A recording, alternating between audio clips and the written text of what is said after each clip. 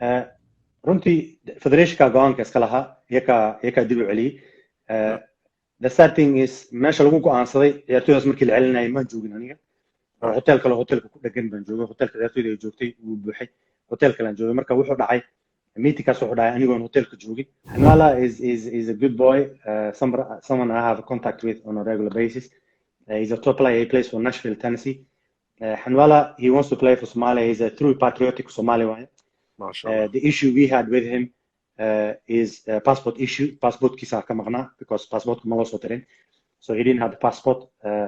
But in terms of joining the national team, Hanwala is looking forward to join us. I haven't met Abdeslam Ibrahim or spoke with him on the phone personally,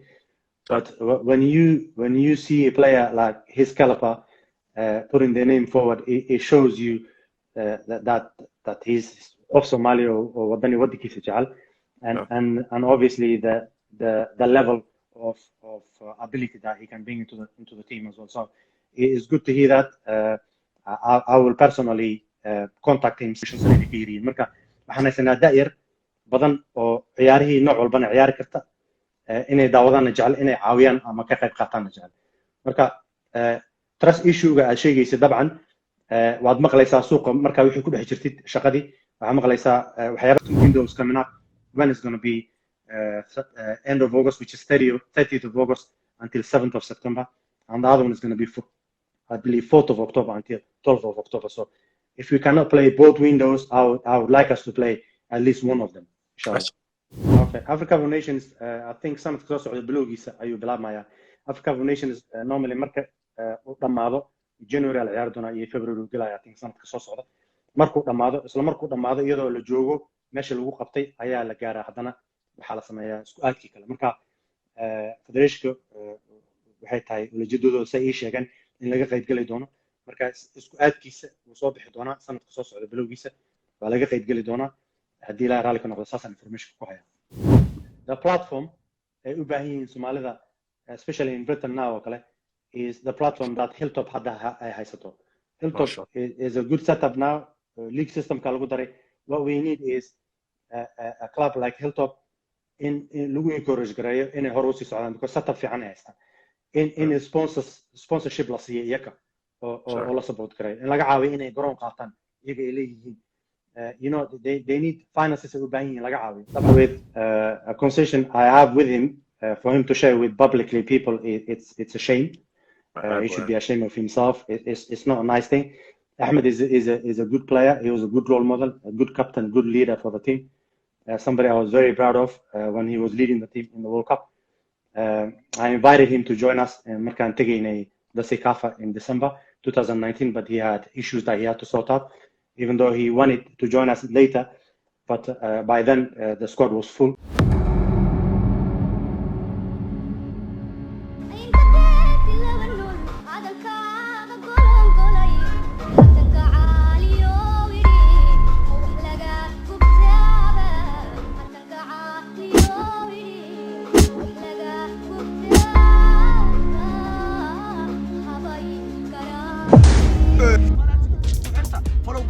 معوينا كفاية دوتي ما الله رحمه كاس كلام كل ولادنا يا ماهن وجنا كورني قالاي والمهنا كرو قالاي ونرشنا كرو قالاي وأريجاس كل هلا سومال أتلي كورني قالين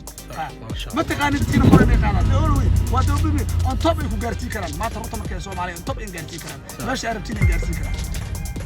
Somali athlete يا واحد كسين كديسي كلام شفلازة Okay, ما سنتي مركو كوريسا. shaqadeeda waxay tahay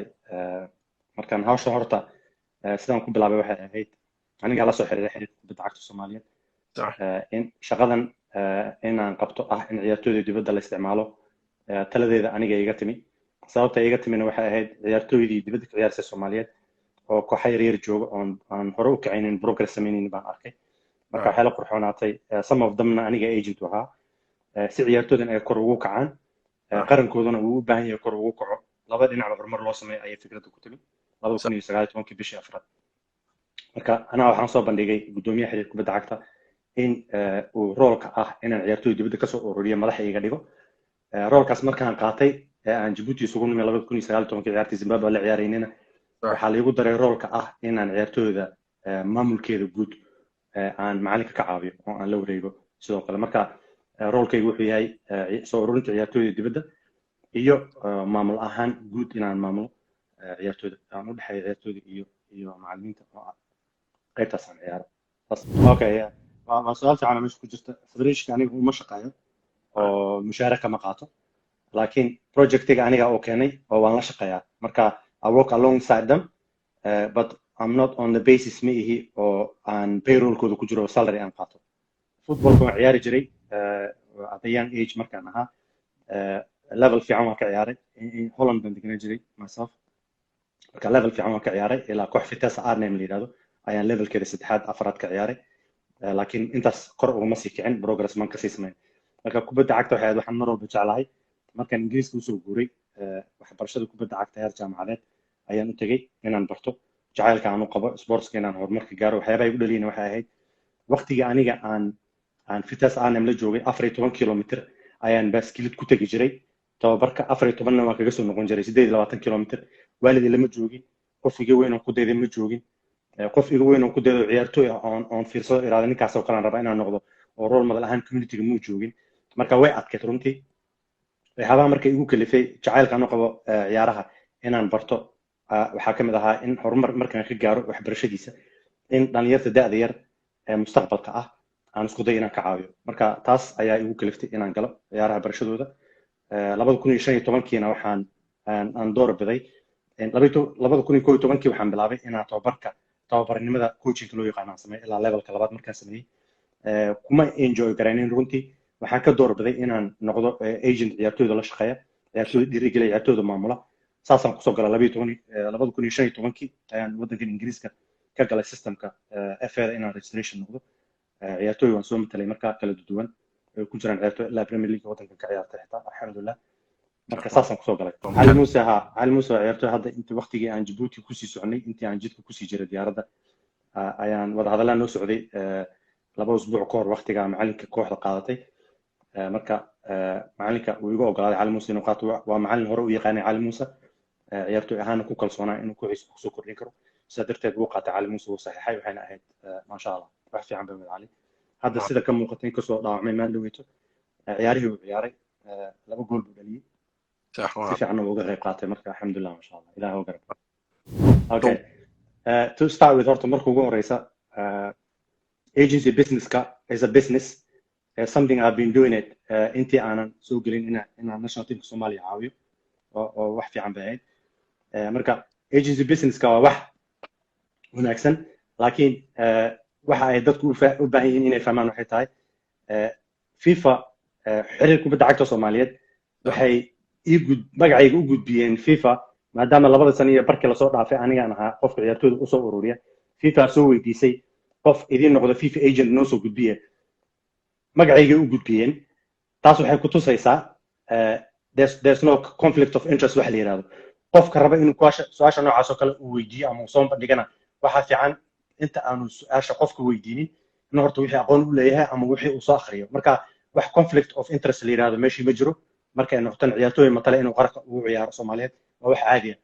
inta waxa ku sii dheer ciyaartooyda qaranka Soomaaliyeed aniga aan matalo ma ciyaartooy milyaneer ah oo malaayiin lacag laga sameeyo ma ku jira hal shakhsi aniga aan matalo oo $1 oo commission aan ka sameeyay marka interest gooni oo ku qaba ma jirto dadka oranaya interest gooni oo ku qaba wax aqoon ay u leeyihiin they have no knowledge of what they talking about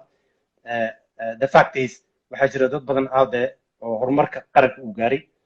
horumarka aniga aan dalka soo gaarsiiyay aan raali ka inaan ku faraxsanayn marka shaqadan shaqo soo socoto shaqo qaran weeye qofna looma joojinayo qofka raba inuu wadalkiisa wax u qabto ma u baahna in uu complain gareeyo maxaa horumar loo gaaray maxaa loo qabtay waa inuu sameeyaa wax horumarka wuxuu ku soo kordhinayo dad ku soo kordhiya marka just to clarify conflict of interest wax la yiraahdo ma jiro shaqada aniga aan u qabto manager baan u ahaa kooxda markii Qatar la joogay ciyaartooyda qaar kamid ah ayaan agent u ahaa even though ciyaartooyda aan agent ku ahaa xitaa markaas mid kamid ah laga soo tagay aan ku jirnay Cabdicasiis Saafimayo mid kalena uu ku jiray teamka laakiin wax activity ah aan u sameeynin ama na dhexmaraniyo isaga marna laakiin wax conflict of interest la yiraahdo meesha ma jiro FIFA way nala joogtay meesha FIFA they know inaan official meesha ka ahay, they know inaan manager team ka ahay, and they know inaan football agent ahay. Marka just waxaa fiican qofka adoon wixii aqoon lahayn laga jaahil bixiyo. Marka those waan aqoonta u lahayn. There's no conflict of interest in representing a player and being a manager of a player and being a manager of that player who's in the national team. There's no conflict of interest. It's something that I have knowledge for it. It's a field that I've been working over 6.5 years. So for those who are asking the questions, your answer is there's no conflict of interest. And to confirm, we have clarified through FIFA as well. Yes, we had difficulties and we still have difficulties in terms of finances. I'm not director of fundraising. I have put my name forward to the federation. waxaan ku yiri waxaan rabaa haddaa idinka nagu kordhin karin wax ciyaartooyda finances ay u baahan yihiin meel kastoo la tago campingkooda facilitieskooda feeskooda wax kasta haddaa idinka wax nagu kordhin karin the least I can do and help you guys is inaan noqdo fundraising inaan samayno so you can add my roles as head of fundraising. They did it laakiin way adag tahay in fundraising loo sameeyo national teamka Somalia because as you know reputation wise reputation ma fiicna dad badan waxay aaminsan yihiin in funds la daba mariyo in wax qaladaad ay jiraan marka for that reason I decided not to start fundraising and the best person who can fundraise I think in my opinion waxa waaye qof aan meesha loo arkaynin in uu shaqo ka hayo ama interest gooniya lagu riixinin oo lagu eedeynin berito laana anigoo ku shaqaynaya lacag la'aan for the past 2 years and 4 months ayaa waxa maqlaysaa just like the question you asking me not all conflict of interest ajira marka waxyaabahaas oo kale lagu tuhmaya in wax lagu tuhmana ma fiicna marka qofka fundraising sameynaya waxay la taaniga inuu ku qorbaday inuu noqdo qof isagoo lacag haysta ama company ah weyn oo aan lagu tuhmaynin lacagtaas inuu dhunsan karo ama uu qalad u isticmaali karo marka sheekada ah in fundraising la sameeyo waan ka gaabsaday and I'm keeping my distance from it because dabcan mar walba waxa jira hadallo ah oo xiriirka lacag buu haystaa xiriirka lacag ma haysto dadka conflict of waxa jira hadallo is dhaafay marka aniga shakhsi ahaan xiriirka waxay igu yiraahdeen ma awoodna lacag inaan ku siino marka ma ku shaqeeyo aniga salary waxay iyaga yiraahdeen waan rumaystay aniga laana qofka waxa calooshiisa ku jira ma ogi laakiin saddexdii jeer xiriirka aan raacay qaranka weyn iyo qaranka yar markii aan raacay afartii jeerba waxaad arkaysaa indhaha ku arkaysaa kharashaadka la isticmaalayo intay tiri leeyihiin iyo sida wax loo isticmaalayo marka dabcan kharashaad badan baa la isticmaalaa mar kastoo la baxo intaa waxaa ku dheer anaga waxaan nahay waddan yar oo aan lacag badan haysanin dowladda waddanka ma caawiso national teamka in the meantime ma jiraan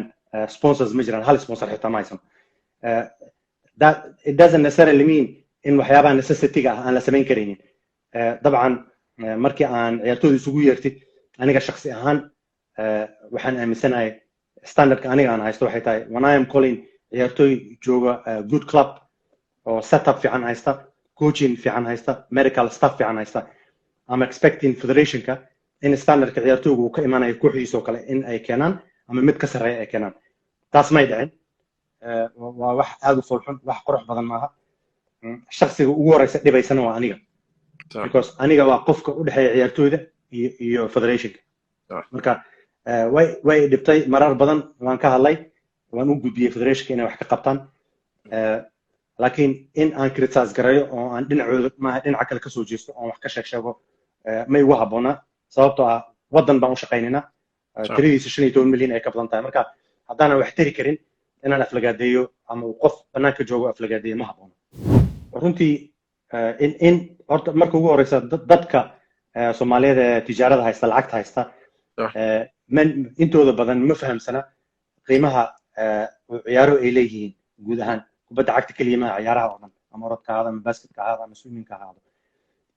ciyaaruhu waxay leeyihiin qiimo badan bay leeyihiin waddankeena 15 milyan iyo wax la jiraan nahay